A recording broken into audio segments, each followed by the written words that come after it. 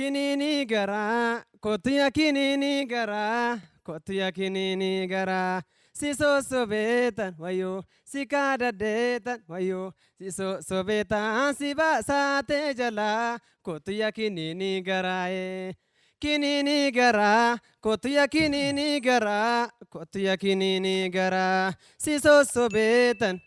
Sikada detan wayo siso sobetan siba sate jala kotuya kinini garae kinini gara kurupe langano bute kinini gara akawan bisha warabdu kinini gara shuruba galana gote kinini gara malikan gara naraftu kinini gara ati sodada manyatu kinini gara laga horabu lesan kinini gara ati sobdana mayadu kinini gara ana kofa gubayan kinini gara kotuya kinini gara kotuya kinini gara siso sobetan sikada detan wayo siso sobetan siba sate jala kotuya kinini gara e tole yada mashini yada mashini yada mashini yada mashini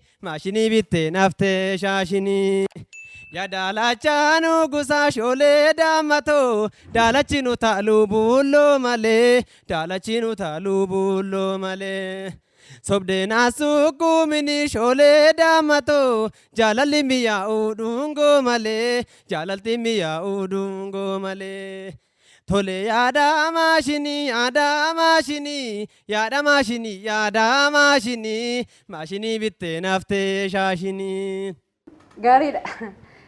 Garuu dorgommiidhaaf hin cima sirbi kun. Maaliif beektaa?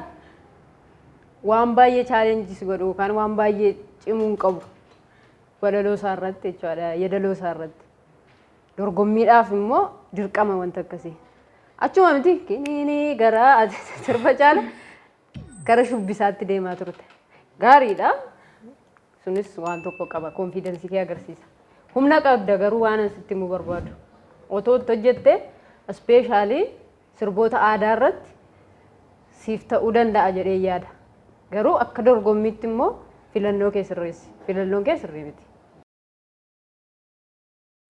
Sirba duukaa shubbisaa sirbaa turte, konfidensiis fidaa turte bareedaadha. Akka artiitti barbaachisaadha. Garuu teeknikaalitti yoon dhufnu iddoo kanatti walaloonis yeedaloonis sirriitti dhagahamuun irra jira miti. Nutis sirriitti dhagahuun nurra jira. Atis kanaaf isa kana sirriitti sirreessi. Shaakala sitti fufii waan dhagahamu fidime. Carraa gaarii siif hawwinaa yaada dhagaadhu. Qabiinsi waltajjii kee baay'ee gaariidha. Of gadhiifteetu kan agarsiisaa turte. Kan ati sirreeffattu teeknikaalii kan ta'e yeroo weelluu tokko hojjennu hafuura jarjarsu fiigicha wayii goote. Kana keessatti immoo wanta barbaadamaa sagalee kee irraa argachuu dhiisuu dandeenya. Hafuurri kee ciccita. Walaloon ati sattaanutti walaloo isa kana tuunfitee sanatti darbuu fiidda. Kanaaf filannoo sirba kees gara fuulduraatti sagalee uumamaa sagalee baay'ee bareedu qabda. Sagalee yoo irratti shaakalame yoo irratti hojjetame sagalee gaarii ta'e qabda. Kanaaf gara fuulduraatti filannoo sirbaas filadhuuti gara fuulduraatti shaakalaanii fooyyessuu dandeessaa carraa gaarii siif ta'u.